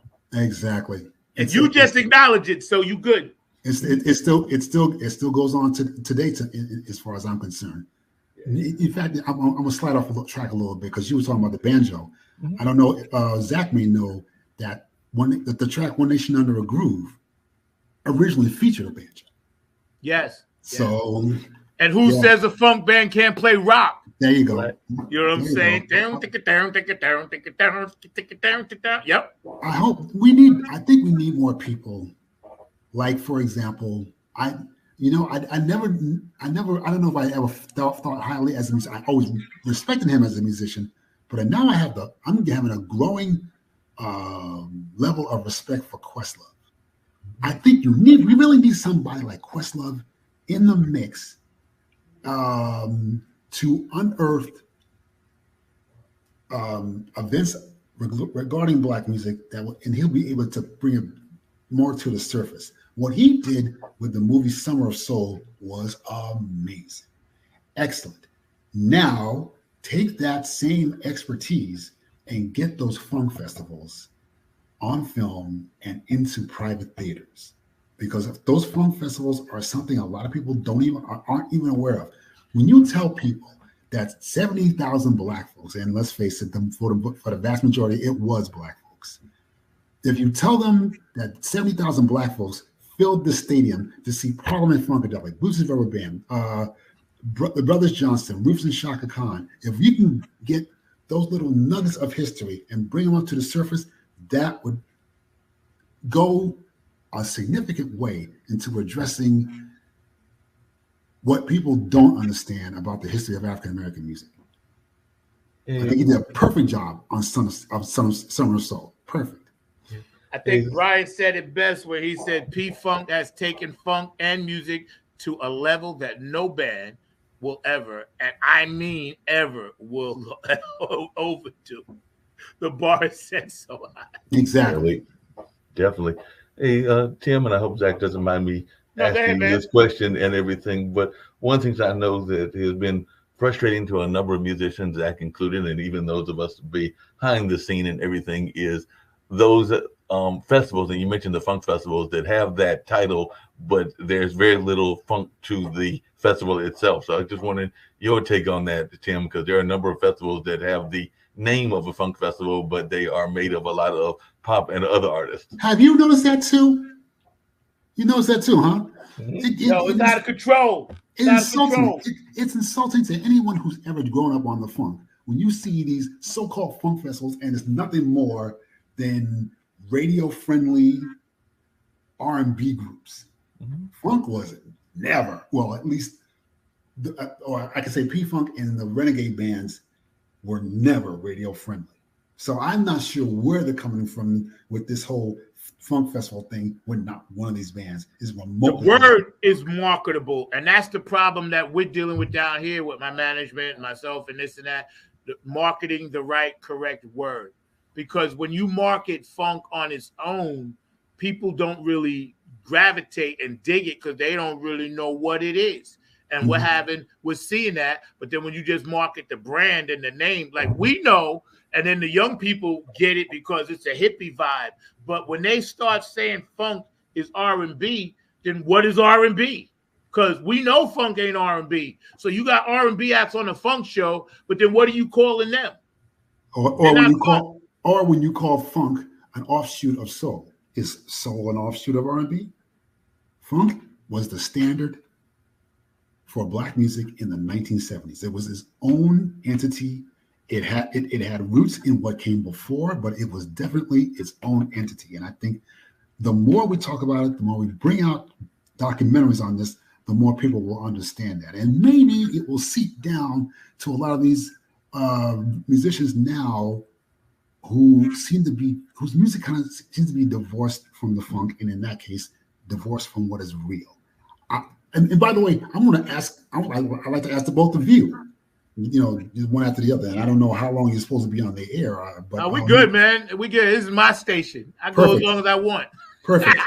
What is your feeling about people like Bruno Mars? What was the question? What is your opinion? I want to ask this question of Mark first, and then you come up. What is your opinion of Bruno Mars?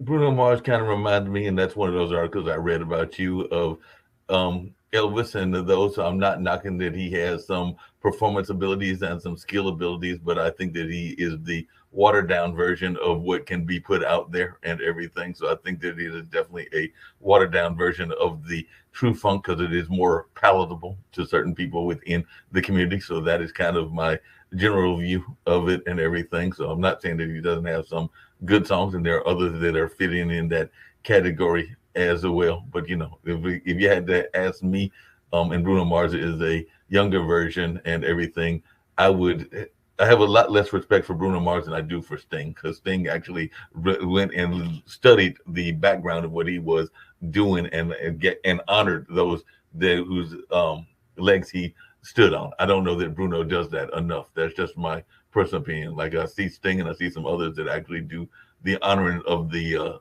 legs and the shoulders that they stand on. And I don't know who honored the legs and shoulders they stood on. I didn't hear you. Sting. The white guy. Bass player. Yeah. Okay. All right. Well, okay. I'm just making a parallel because Bruno, I don't know where that goes, but all right. That's why I was like, is he saying Sting? Like, making the parallel. Every breath you take, Sting. I thought it was some new artist. That's why I said. So I'm gonna leave it at that. But can I jump in there? Go ahead. Okay. My Bruno Mars. Check this out. A lot of people don't know this guy was a performer as a kid in Hawaii, doing his thing with his family. And he studied intensively Jackie Wilson, because when he came out in that short tux at the Super Bowl, he did it to honor those guys. So my opinion of Bruno Mars is that I taught my daughters about Parliament Funkadelic, right? And what that was. They know Mahalia Jackson. They know the Five Blind Boys. They know James Brown, Sly Henry. I taught them all history. And when they heard Uptown Funk, they automatically gravitated to it as young people because it was from their generation. So I think what I give him props for is that when he worked with his producers and writers, and of course Silk Sonic worked with Bootsy and everybody, he gets it. Anderson .Paak gets it. But it's about these numbers, and it's about the industry kind of not saying and kind of saying in a roundabout way, we'll let you do this. So I think sometimes we forget that if you look at the outtakes of Lady Gaga, she's sitting backstage, jamming the piano, just playing Stevie Wonder, playing all kinds of shit, playing classical, this, that. The woman's a genius, but her show and her music has to be about that big circle that's pushing the industry. So when I heard Uptown Funk, I like the song. We used to play it in pop bands, this and that. I listened to Strawberry, and I hear the Time and Prince influence of that. So I'm okay with it because let's face it, every generation is just going to keep it moving in their own way. So I think we have to support it. But at the same time, as long as I never met him, as long as he's worked with Bootsy Collins, I think he'll be all right. He's getting the right guidance. Right. I get you. I appreciate the point of view of both of you coming with complete, somewhat not completely, but different points of view that I totally respect. I get it. I'm glad you took the time to, Mark, I'm very glad you took the time to explain your point of view as you did, Zach. So thank you for doing that. Hey, man, that's dope, man. This is why we have this show, because we now have expanded our minds and learned all from each other. I'm just trying to figure out what Sting got to do with it, because I like Sting. I was listening to Police the other day. I bet you won't guess what's my favorite Police song, Sting. You won't guess it in a million years. Probably would, so go ahead. Synchronicity. Before he started doing his solo shit. Now, his solo shit was dope, but I was listening to that cat playing drums like that. That song is a powerful song. Go back, y'all, and listen to Synchronicity, the live or the full version. It's a classic song, and what I was getting at, and I'm not knocking what Sonya and Brian were saying, because I had heard that he had been working with Bootsy and others, but I just hadn't heard enough of the acknowledgement that I would like to hear that I've heard from some other ones. And like I said, Sting was just an example. I think they did it through the music, though. If you listen to they did it through the videos and music. They definitely play to their generation. But if you watch carefully what they do and how they were doing it they were, paying homage to the Temptations, that they actually did it, but in a nicer, palatable way. Maybe we're, hey, get off my lawn. But they kind of did do it. You just have to go back and watch it. Yeah, I think to what Mark is saying, I believe that Mark Ronson is probably the only person, not the only person, but one of the few people I know that gives the funk verbal public recognition. Yeah, I agree. I agree. Because he's like, Dave's like, yo, shout out to Uncle Bootsy when he was getting there. I agree. I seen that. I believe me. I know. So I agree with you, Mark, and I also agree with you, Ted. That's a very good. So what do we do about it? About what exactly? To make it better, so more cats do acknowledge it. Now that we know the problem, let's get the solution. Go back to people like Questlove. I don't know how many people there are in the industry like Questlove who can dig up, who can dig up artifacts of funk music culture and bring it out in a way that he did with Summer of Soul. If you can do that, could you imagine? Think about this now, for him to maybe be able to, for example, unearth the 1977 Funk Festival from LA and just put it in. You don't need. We're not talking about like major theatrical release. We're talking about art theaters here and there. All across maybe the East Coast, the Southeast, whatever else. You cannot tell me a project like that, A, wouldn't make money, and B, wouldn't give the genre the shot in the arm it needs. Because if you can get those things in theaters first, or maybe streaming or whatever else, that's going to be a direct jolt back into the arm of funk music, I think. Because first of all, how much would it cost? This stuff is already shot. It's just a question of finding out who's sitting on this footage, getting them to release this footage, and then let it have its effect. Yeah, and I think.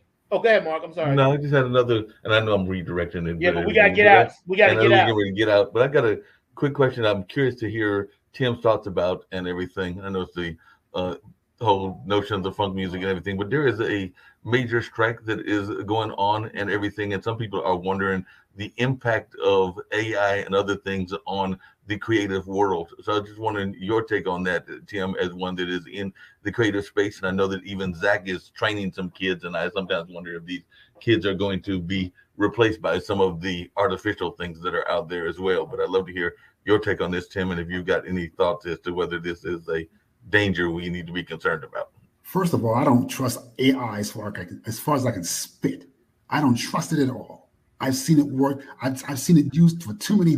I haven't seen it used for anything as negative as it is for something that's. I haven't seen it used for anything positive as it is for the things that are negative. I've seen it. I've seen. I think they said that they can take your image, like scan your image and use it in other projects, and you don't get paid for it at all. That's ridiculous. That's unheard of for me. And I tell you this though, I'll tell you who is emerging as the winner, not the winner, but the hero of this movement. Fran Drescher. Is she surprising people or what?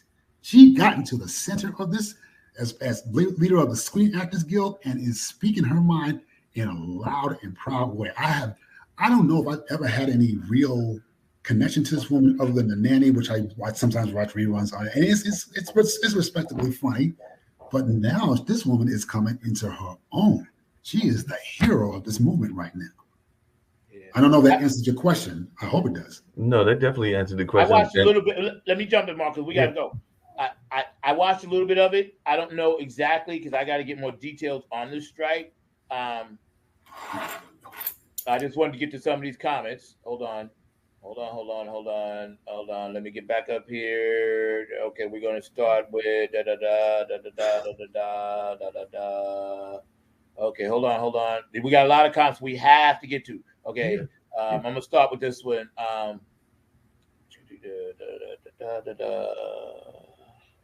on. Okay, Bruno. Oh, Bruno is funky, but he is watered down funk as opposed to the real funk. And I would say, yeah, but we can't, in my personal opinion, and thank you for that, Brian, I would say that I wouldn't say watered down because the sound, the industry, and what he's trying to do going in that direction. But I know this, I think that when we as true funk artists see anybody that ain't got like 18 pieces, we automatically say that. And I do too. I said, whatever. And I play Bruno Mars. I like his music, whatever. I ain't mad at it. So I understand your opinion about that because I think that's just the thing that we as true funk soldiers just look for all the time. And, it's cool that we have these opinions. And somebody else said, yep. and then my boy, Al in Florida, Bruno worked with Bootsy. Yes, he did. Right. And Sonia says, yeah, it's all good. I'd rather listen to Bruno than any other mainstream artist. He is influenced by the funk. Bootsy Prince, he's helping to keep a funk alive with the younger audience. That was my point, Sonia. I totally agree with that. And we need that because we can only do but so much as the gatekeepers. Bruno tries to give homage to the real funk because he loves funk, but he's not the real funk. Yeah, no doubt. We know what the P is. Bootsy can guide him, though. Yes, you're absolutely right about that. And then Al jumped in. Sting's band was Omar King Dow Jones. Right. Thank you, the Jazz Cats.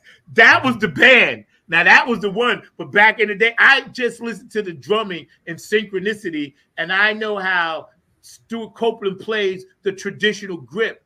And if you ever watch him do it, he's slamming his hand sideways like that. And I'm a drummer. I couldn't do it like even once, let alone twice. That's why I love Synchronicity. Dr. Brookenstein says, yes, for sure.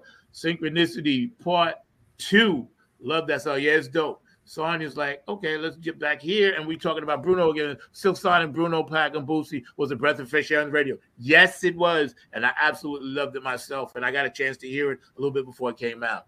Man, not to hijack, but we need to give Pleasure their flowers. Pleasure, yo. Of course.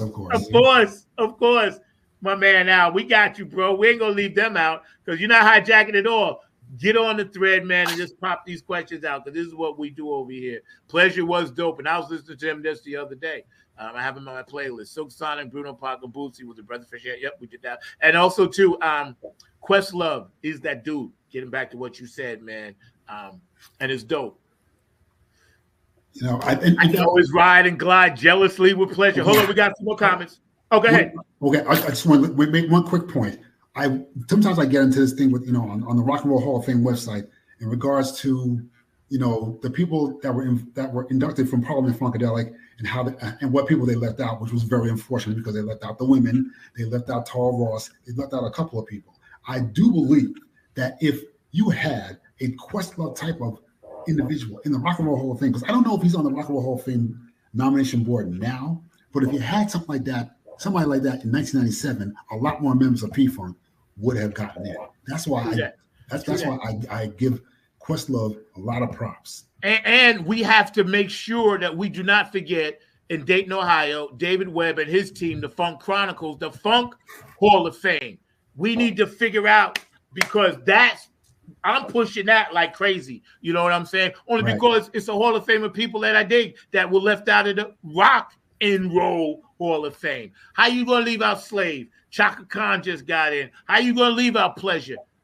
How you going to leave out Mother's Finest? I can address that, but we don't have time. No, we'll get into that. Yeah, no, we're going to do it. This is part one, bro. You coming back for at least 3 or 4 or 5 I was going to ask about that. I would love to do a part two. No doubt. This is a given. That when we get into these, it's always like come back a couple of weeks later.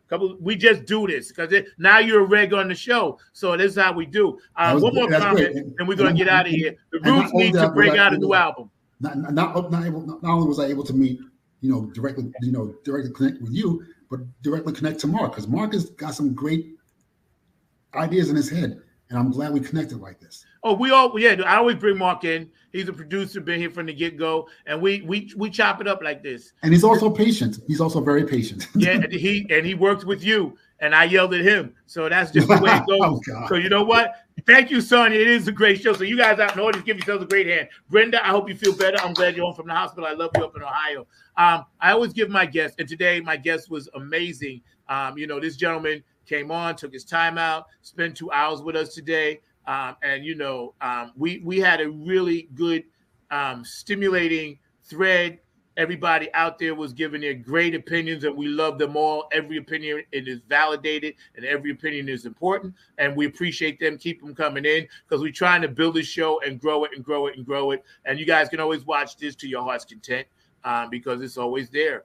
And, we just appreciate you guys so much. So thank you for coming on. I'm going to give you the full screen, and we always let you just say whatever it is that comes to your mind, because we want you to I want to get this comment up for you first.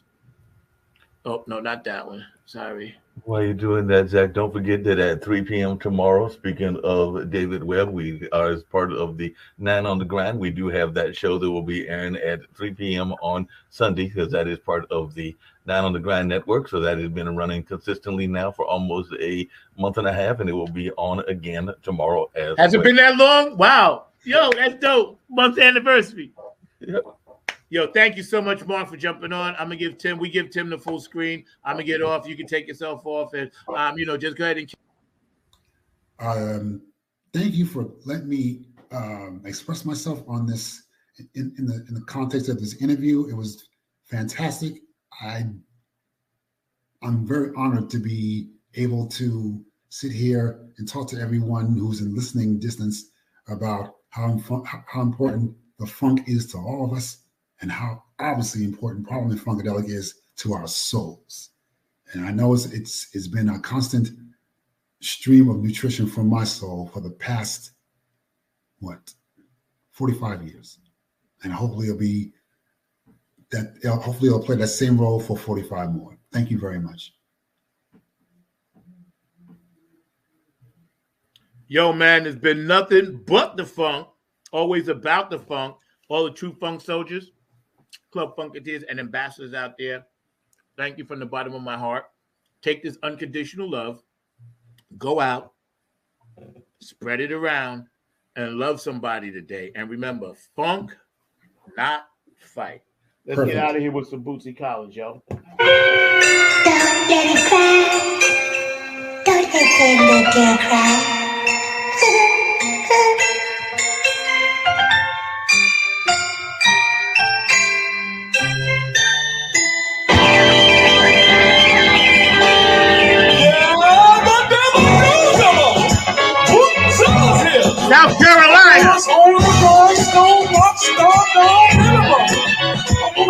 North Carolina, Virginia, Georgia, Florida, H-Town, Houston, Texas, New Orleans, Oklahoma. Tim Kelly was with us today. Love Puppeteer. Mark Lee was in the house. Philadelphia. 14 karat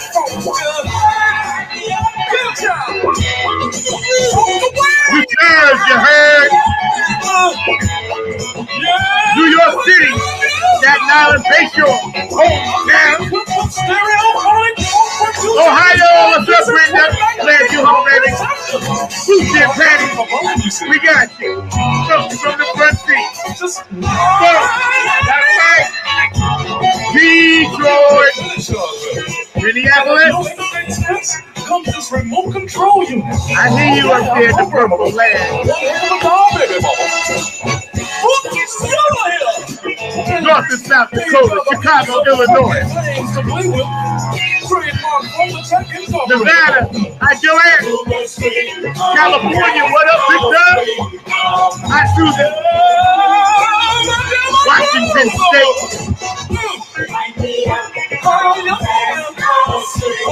Delaware, are you aware? New Jersey, you heard the beat.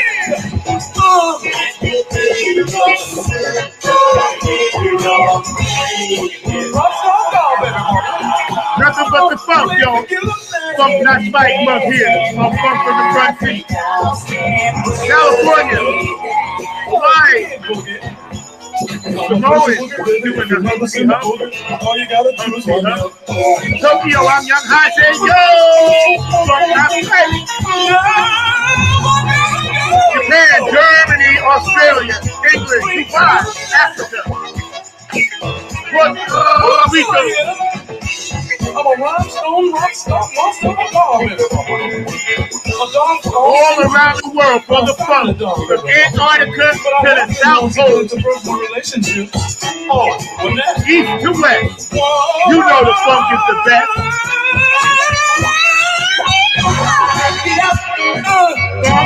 Not fight, yo. That's how we roll with this funk. Stop the violence. Stop the killing. Talk to a young kid now and then. Shake him up, pull him aside. Say, hey, funk, not fight. Patty Collins is coming on at the end of the month. Next week we got Cheryl Woodhouse and all of her dancing partners in the house. I love y'all. Great show. See you next week. Love you, boo.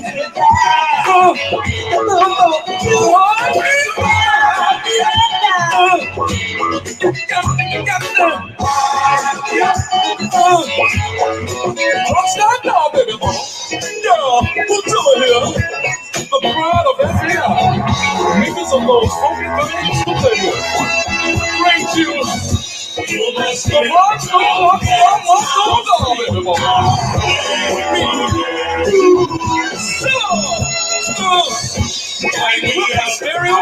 If you don't feel good now, I don't know what to tell you. My main man, Tim, was with us today, man. I love you, Mr. Kelly. Thank you so much. Appreciate you, man. Your guidance, your strength, your love. And peace out. You, and blessings to your sister. And we will keep her in our prayers. And God bless you for doing that. You're an amazing human being. I'll be calling you later. I'll send out a thank you post as I always do.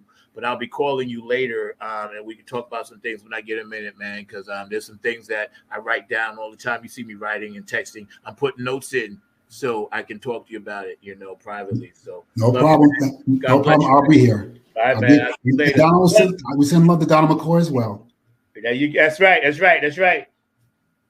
Mark, can you get us off the air, please, sir? Thank you.